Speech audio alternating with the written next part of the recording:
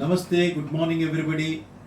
Depression జనబాహుల్యంలో depression ప్రతి ఒక్కడు ఎవరైనా కొంచెం డల్గా ఉంటే డిప్రెస్ అయ్యాడరా, నాన్నగారు అరిస్తే డిప్రెస్ అయ్యాడరా, సినిమా టికెట్లు అభిమాన తార సినిమా టికెట్లు దొరకకపోతే డిప్రెస్ అయ్యాడరా అనుకుంటుంటాం. కానీ డిప్రెషన్ అనేది కనీసం ఒక వారం రోజుల పాటు ఒక వ్యక్తిలో నేను చెప్పే ఈ కింద లక్షణాలు ఉంటే అతను డిప్రెషన్కి గురైనట్టుగా మనం గుర్తించాలి.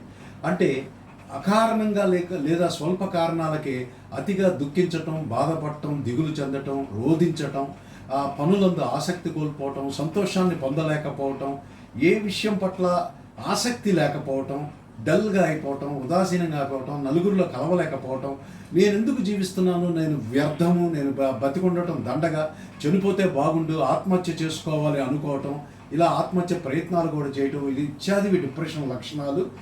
ఇలా ఉన్నవాళ్ళు కనీసం వారం రోజులు ఉంటే మానసిక వైద్యుడిని కలిసి ఇమీడియట్గా వైద్యం చేయించుకోవటం మంచిది. Thank you.